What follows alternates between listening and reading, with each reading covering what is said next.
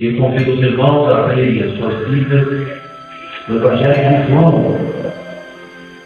Convido os irmãos das igrejas e aqui no nosso momento a colocar em pé em referência à leitura da palavra do Senhor. João capítulo 4, verso 10. Evangelho de João, capítulo 4, verso 10.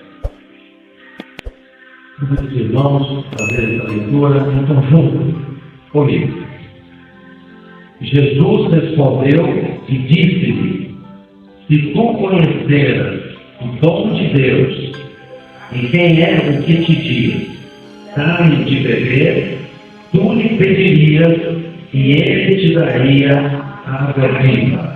Amém. Vamos orar. Nosso Deus, pedimos a tua bênção para que a tua palavra revelada pelo poder do sangue de Jesus alcance os corações onde quer que estejam nessa hora, em todos os recantos do nosso país, no exterior, nos Manaíns, que a tua palavra que é viva e eficaz, penetrante como uma espada de dois gumes, possa alcançar a necessidade dos nossos corações, possa fortalecer a nossa alma e nos trazer o ensino da tua palavra gloriosa.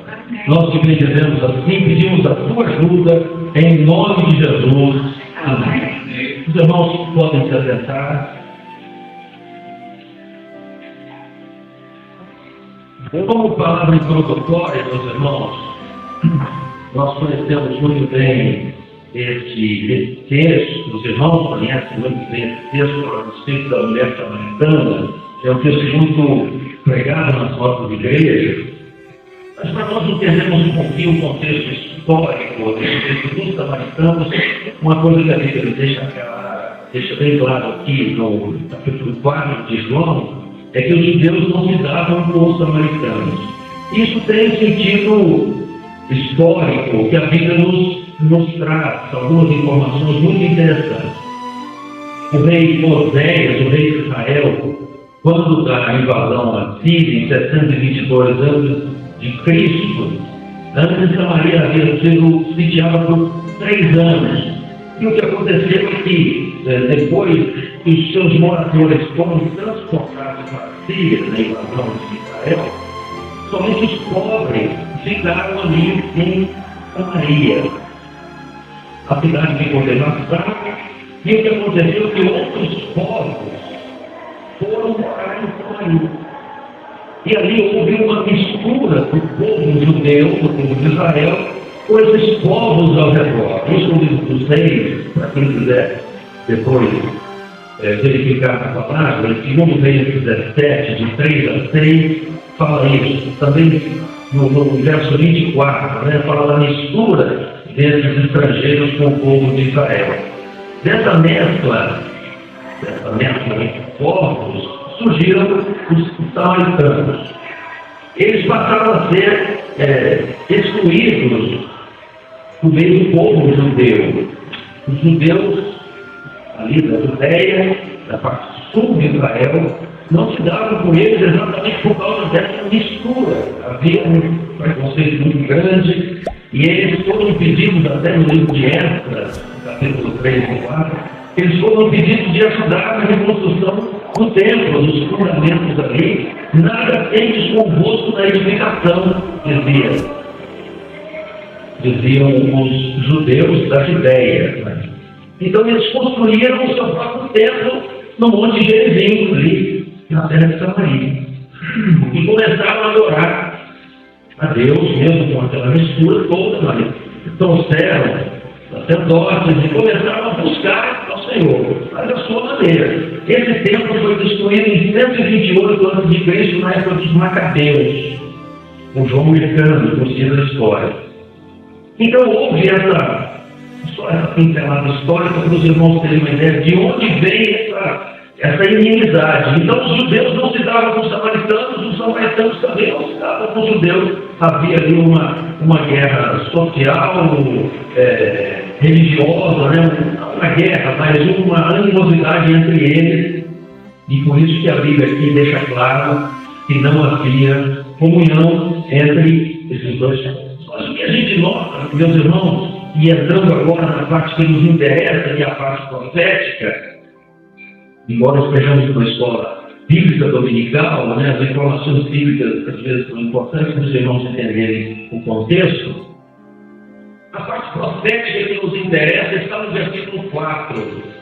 E eu convido os irmãos a permanecerem com as suas Bíblias abertas para aproveitarmos esses momentos de estudo. O versículo 4 nos diz assim: os irmãos que quiserem ler comigo, os irmãos das igrejas que nos mandam aí, vamos ler juntos. E era-lhe necessário passar por Samaria. Então Jesus, meus irmãos, saiu da Judéia e foi para Galiléia. Saiu do sul de Israel e ele tinha que ir lá para Galiléia, mas para isso ele tinha que passar por Samaria, pela terra dos samaritanos. Normalmente os judeus não passavam por aquela estrada para identificar onde Jesus passou. Eles tinham um atalho, era uma espécie de uma trilha. Eles iam do norte ao norte da Judéia, né? Ao norte da Judéia, a leste do Jordão, até chegar na Galiléia. Então, eles evitavam passar por essas cidades, eles iam por uma trilha para evitar o contato com os samaritanos. Mas os irmãos observaram aqui no versículo 4 que profeticamente, que no projeto de Deus, que no coração do Senhor Jesus, que é o nosso Salvador, que é o grande evangelista que foi ungido para evangelizar, e ele mesmo disse em Isaías: o Espírito do Senhor está sobre mim e me ungiu para evangelizar os povos necessitados. No coração do Senhor Jesus, no projeto de Deus, era necessário que ele passasse ali crucificado. Por aquela estrada que os judeus evitavam, os samaritanos não queriam ver os judeus, e Jesus foi até aquele lugar e sentou-se. A Bíblia diz, veja o verso 6, ele estava ali junto à fonte, cansado de viagem, mas ainda assim, certamente estava com fome, porque a Bíblia diz ali que era a hora sexta, e a hora sexta, se for no horário judaico, como João não apresenta o horário judaico. Normalmente os outros evangelistas, o horário romano. O horário judaico você acrescenta 6 horas a esse horário aqui, né? Então, hora sexta mais 6, entende que é a hora do almoço, quase meio-dia. Jesus estava cansado, Jesus estava com sono, mas ainda estava com sede, mas ainda assim, Jesus, quando se refere à alma humana, ele tem uma comida para comer e uma bebida para beber, que é realizar a vontade do Pai e fazer a sua obra. Louvado seja o nome do Senhor. Então, meus irmãos, o Senhor estava ali como um grande evangelista. Ele é o nosso exemplo. Ele veio até nós para pregar boas novas. A palavra evangelho significa isso, boas novas, boa notícia. Boas notícias da eternidade para a alma aflita do pecador. É esse o grande exemplo do Senhor Jesus para conosco nesse texto e em outros textos maravilhosos. Aqui nós temos um modelo de evangelização, um exemplo como se evangeliza. E o Senhor Jesus não estava interessado no seu alimento, no seu descanso, em saciar a sua sede, mas era necessário passar por ali, porque o lugar certo, a hora certa, e ele sabia que uma mulher pecadora, sedenta de uma outra água, de uma água espiritual, de uma água viva, haveria de passar por ali. O Senhor Jesus espera e começa um diálogo com uma mulher. Veja, meus irmãos, é muito interessante nós analisarmos esse aspecto, porque os judeus não conversavam com as mulheres em público. Então o Senhor começa a quebrar algumas barreiras, porque o Evangelho, Paulo diz assim: eu não me envergonho do Evangelho, porque é o poder de Deus para a salvação de todo aquele que crê. De todo aquele que crê. Então o Senhor Jesus ele vai, a primeira coisa que nós queremos mostrar aqui, o objetivo de Jesus, ele vai em busca do pecador, ele vem em busca do homem. Foi o que aconteceu conosco um dia. Às vezes a gente diz, eu fui até Jesus, eu aceitei Jesus. E é uma coisa que a gente até usa dizer, mas na realidade, meus irmãos, como nós ouvimos recentemente que o pai espera o filho pródigo, né? Ele espera no caminho. Jesus faz o mesmo. Ele vem em busca do homem. Ele vem em busca de uma alma aflita. Ele foi até ficar, ele foi até aquele poço. Ele esperou aquela mulher chegar, independentemente se ela era pecadora, se ela era desprezada pela sociedade, se era uma mulher e o homem não costumava falar com mulher em público, se a água que ela tinha naquele vaso era impura porque ela era samaritana. O Senhor não estava preocupado com essas barreiras sociais, morais, de povos, enfim. Ele estava preocupado com que ali ia chegar uma alma aflita. Meus irmãos, é esse mesmo espírito de evangelização que o Senhor quer colocar no nosso coração, no meio do nosso povo, um amor pela alma perdida, um desejo de conhecer a necessidade da alma aflita e levar até ela aquilo que o Senhor Jesus tem a levar até ela, com a revelação para a sua salvação, para a sua libertação. Então, um grande exemplo do Senhor e a diferença que existe para um evangelho sem revelação é esse: Jesus vai até o homem. Ele veio até nós um dia. Jesus veio e salvou-nos. Aleluia. Então Jesus vem em busca do homem, da necessidade do homem, e ele é paciente. Ele esperou aquela mulher chegar. Os discípulos falaram: nós vamos comprar comida aqui. Eu vou ficar esperando aqui. Jesus espera. Quanto tempo Jesus esperou você? Quanto tempo ele me esperou? Quanto tempo ele aguardou o momento certo de nós chegarmos com o nosso cântaro buscando algo até material muitas vezes? Uma cura, um emprego, uma bênção financeira, um sucesso profissional. Quantas vezes? Quantas vezes nós fomos em busca disso?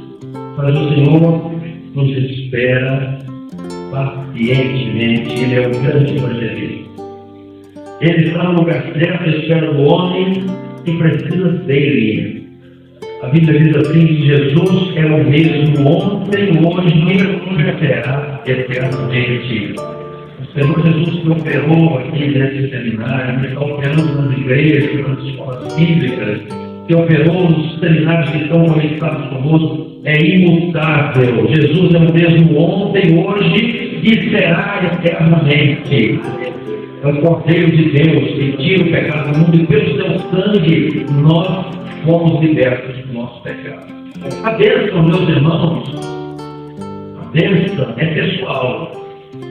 O Evangelho pregado, Jesus pregou a todos, né? Ele diz assim: vinde a mim todos vós, que estáis cansados e sobrecarregados, e eu vos aliviarei. Mas a bênção é pessoal. E o Senhor começou suavemente a se revelar àquela mulher. Havia, por certo, meus irmãos, muitas pessoas até um pouquinho melhores do que essa mulher samaritana. A vida era uma vida totalmente desregrada, sem maridos já havia tido. O que ela estava agora não era seu marido. Havia gente melhor do que nós para ser salvos um dia. Mas há um livro que diz assim: eu não sei por que Deus me escolheu. Não sei por que de Deus o amor a mim e a mim. É algo que nós não entendemos. Mas o livro continua e diz: mas eu sei quem tenho crido e estou certo que é poderoso para guardar o meu depósito, o meu tesouro até o dia final. É algo que nós não entendemos. Porque Jesus não procurou as pessoas importantes daquela cidade. Ele esperou chegar uma mulher pecadora, uma mulher rejeitada por todos, talvez até pela sua própria religião. Com certeza.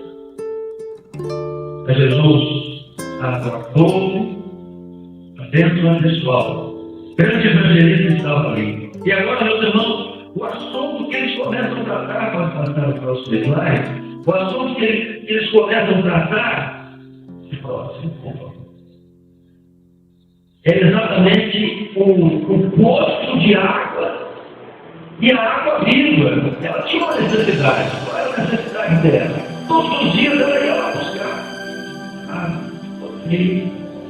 Porque o homem, na vida material, e quando ele busca o Evangelho para as coisas materiais, ele tem que ter uma novidade a cada dia. Ele não se sacia.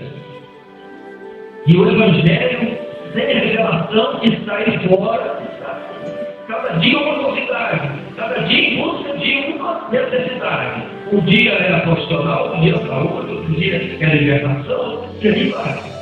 Mas, meus irmãos, há um texto, esse texto de Jesus disse, no verso 13 e 14, eu convido os irmãos a lerem. Podem ler na sua Bíblia, os irmãos que estão aqui no Mandarim, vão ler comigo aqui, se vocês tiverem condições de acompanhar. Na tela podem acompanhar. Leia comigo. Jesus respondeu e disse-lhe, qualquer que beber dessa água tornará ter sede, mas aquele que beber da água que eu lhe der, nunca terá sede, porque a água que eu lhe der se fará nele uma fonte de água que jorre para a vida eterna. Então o Senhor Jesus foi levando a conversa, o assunto, o diálogo, desarmando aquelas guardas que ela tinha colocado. Ela não queria, ela queria a água mesmo, a água material, a água exótica. Mas Jesus, da necessidade material dela, ele foi conduzindo suavemente a necessidade espiritual. E ele desperta nela um mistério que é o Evangelho.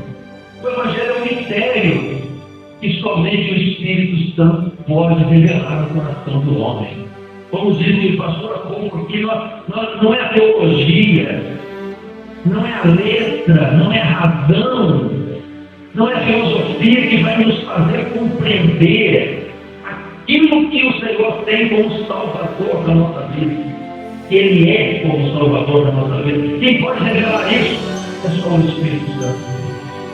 E o Espírito Santo, meus irmãos, age quando nós testemunhamos de Jesus. Quando nós estamos pregando a palavra, falando a respeito de Jesus, ele mesmo disse, ele vos capacitará. Eu colocarei as minhas palavras, as palavras do Espírito na vossa boca. Então nós não temos o que temer. Nós temos que ter ousadia para falar do Senhor Jesus e saber quem vai operar. São as nossas bonitas palavras, e é que temos,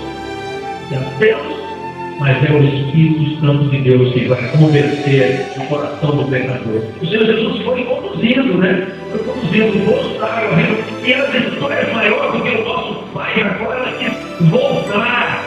Ela quis voltar e colocar um conflito entre as religiões. Olha, nós não nos damos com os judeus não se dão com os samaritanos. E será que o seu Deus é maior do que o meu? A sua crença é maior do que a minha? Então é aquele conflito religioso. E Jesus não entrou nisso. O evangelista não entra nesse assunto, não debate que geram tristeza, confusão, disputa. Não. Nós queremos entrar na revelação. A revelação que o Senhor tem para a alma do pecador é água viva. É descedentar aquilo que o aflige. É o problema central do pecador.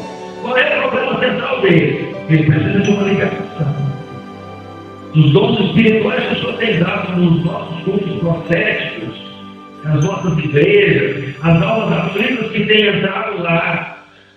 Ou muitas vezes você orando por um colega de trabalho, os dons que o Senhor dá para você falar com ele, um colega de faculdade, um parente, são dons específicos, são dons pontuais.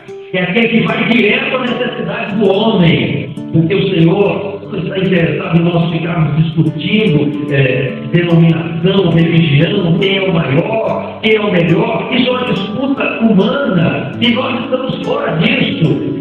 Nós queremos seguir um grande exemplo do Senhor Jesus como evangelista que é alcançar a necessidade do homem. Então, quando você entrega um dom na igreja, aquele dom é profético, ele tem um endereço certo, ele vai no problema central do homem, da mulher, do jovem, do seu parente, do seu colega de trabalho, do seu colega da universidade. Ele vai direto na alma aflita e necessitada. E foi isso que Jesus fez. Quando ele se revelou a ela, Jesus disse assim: chama o teu marido e vem cá. Ele disse: eu tenho um marido. Aí Jesus entregou e falou: 5 maridos já tivesse. E já tivesse aqui. Sem hoje não é teu marido. Porque ela não estava esperando isso, ela queria até talvez continuar uma disputa religiosa, uma conversa. Mas o Senhor, nessa hora, meus irmãos, ele sai daquele diálogo humano, natural, de aproximação com a alma necessitada e entra na revelação do problema central. Olha, o seu assunto é esse, a revelação da sua vida é essa. Quantos pontos nós estamos, Jesus, a gente tem uma mensagem que quer me elaborar.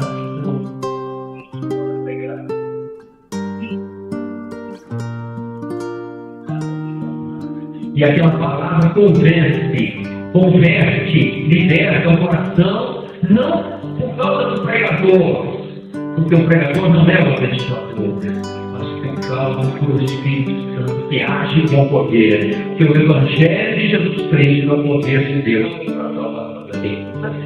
Então, meus irmãos, Jesus fez isso, alcançou, através dessa revelação, despertou nela o mistério da água viva.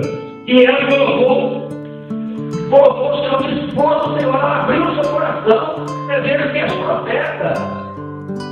É interessante que ela primeiro colocou ele como judeu, né?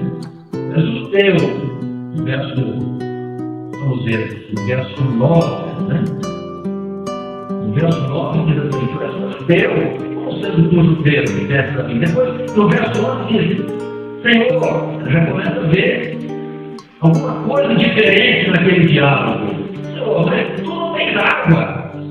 Mas já no verso 15, é interessante que ela diz: Senhor, dá-me dessa água. Ela já começa a ser despertada para a revelação, para receber a palavra, para receber a bênção, para compreender o mistério, para entender o direito.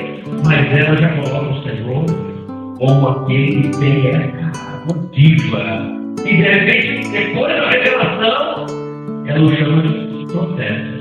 Esse é o momento, meus irmãos, que nós entendemos ser o momento do chamado, né? Do chamado daquela senhora, daquela mulher. Porque Jesus, exatamente, ele abordou o problema central da sua alma. Desde que é profeta. É assim que o Senhor fez conosco um dia. Entramos na igreja e o Senhor nos alcançou com uma revelação direta, pontual. E aquilo que estava na nossa alma, que ninguém sabia, só o nosso coração aflito, o Senhor revelou como se nós tivéssemos contado tudo para ele, para aquele pregador da frente. O Senhor contou tudo e rasgou o nosso coração e quebrou as muralhas e libertou a nossa alma, libertou a nossa mente. É isso que o Senhor Jesus faz quando uma alma aflita e necessitada é liberta, quando a revelação encaixa no alto, quando o problema central é atingido. Então a solução, meus irmãos, quando ela estava disposta a receber o que Jesus queria lhe dar, isso foi no profundo da sua alma.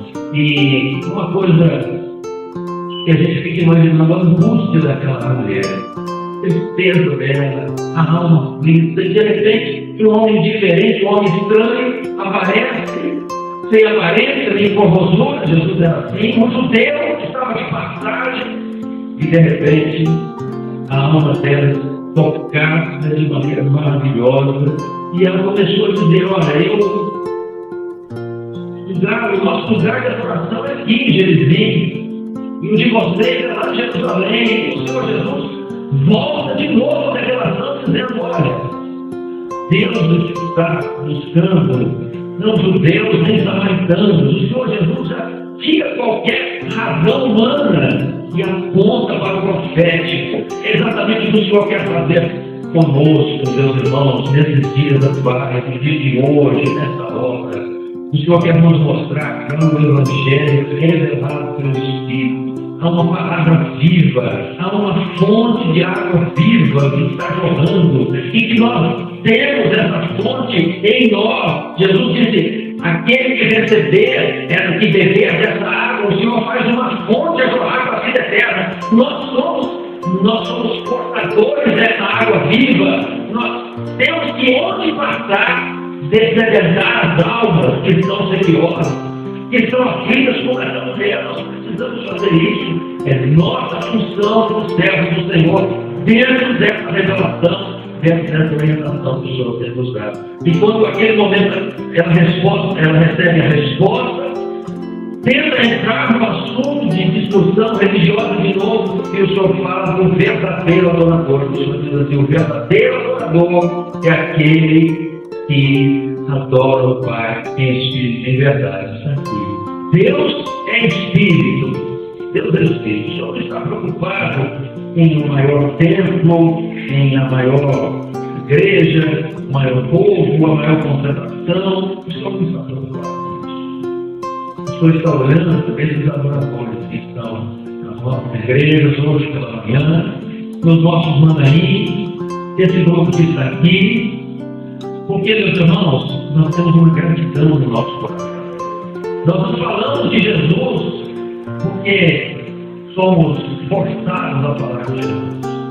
Acontece que nós encontramos no tesouro, que é a palavra de Deus, a pérola de grande preço. E quando nós encontramos uma riqueza muito grande, nós ganhamos. Jesus veio até nós, nos deu isso. E nós temos que falar. Os apóstolos no passado eles diziam o seguinte: nós não podemos deixar de falar o que temos visto e ouvido. Se Deus é espírito e importa que os seus adoradores o adorem em espírito e em verdade, nós que temos recebido essa bênção, os dons espirituais, o culto profético, os testemunhos de conversão maravilhosa, testemunhos de cura, que Deus usa a cura para levar o homem até o Senhor, até uma experiência de salvação. Deus usa a libertação, pessoas oprimidas que chegaram até nós e hoje são libertas, são de servos do Senhor, são servos do Senhor. Meus irmãos, nós não podemos deixar de falar das coisas que nós temos vivido. Nós temos visto e ouvido a palavra testemunha. Nós temos que entregar as boas novas de salvação como uma experiência de vida, não apenas de algo que nós lemos ou que nós queremos falar bem da nossa denominação, da nossa religião. Não é isso.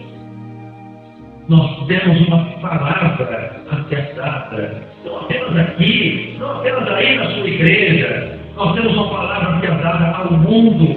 Nós temos uma mensagem de evangelização.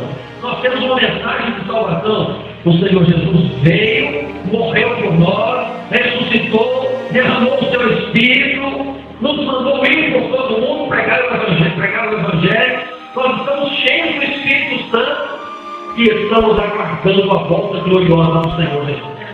Nós não podemos nos intimidar nessa hora. Nós temos uma missão acertada no nosso bairro, no nosso estado, cidade, país, mas também temos uma mensagem ao mundo. Eu não me envergonho do Evangelho. Nós não podemos nos envergonhar. Deus nos chamou para isso. E finalizando, meus irmãos, a revelação, né?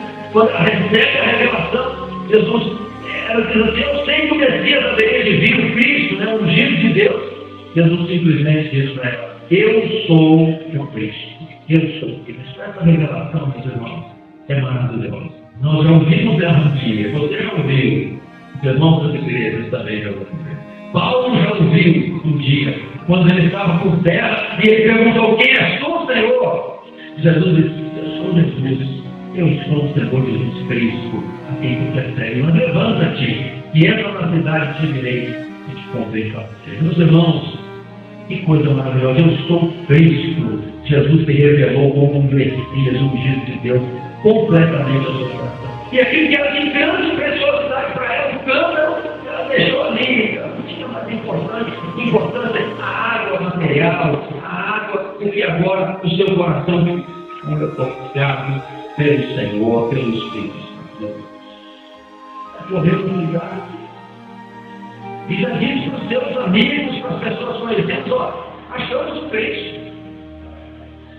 Que coisa maravilhosa. Então era um judeu, depois um Senhor que não tinha água, um Senhor que tinha água e ela queria daquela água, um profeta, e agora o Senhor Jesus Cristo, o ungido de Deus. E por fim, meus irmãos, finalizando aqui o verso 42, que eu quero encerrar vendo esse versículo com os irmãos, o 41 e o 42 nós vamos ver. E muitos mais que samaritanos, creram em Jesus, creram nele, por causa da sua palavra. E diziam à mulher: já não é pelo que disseste que nós cremos, porque nós mesmos o temos ouvido e sabemos que este é verdadeiramente Cristo, um Salvador do mundo. Aleluia! Louvado seja o nome do Senhor. Graças a Deus. Meus irmãos, que o Senhor nos abençoe. Que o Senhor faça com que sejamos homens, mulheres, jovens, adolescentes, ancianos, servos e servas, disponíveis nas mãos de Deus. Não podemos deixar de falar do que temos visto e ouvido. Não podemos deixar de testemunhar dessa água viva. Aquela mulher sabia o que era água viva. Ela passou a conhecer o que é viver no Espírito, adorar no Espírito. E hoje nós só temos que glorificar. Aleluia. A alma que adora é a alma que recebeu o grande presente eterno de Deus. Nós temos em nosso coração esse sentimento de adoração, de gratidão, porque nós não tínhamos nada para nos apresentar diante de Deus. Nem sequer queríamos buscar, nós queríamos fugir dele. Mas ele veio ao nosso encontro. Ele se revelou a nós. Ele teve paciência conosco. E ele nos deu a bênção de o conhecermos como um Salvador. Vamos ficar em pé, vamos encerrar com uma palavra de oração.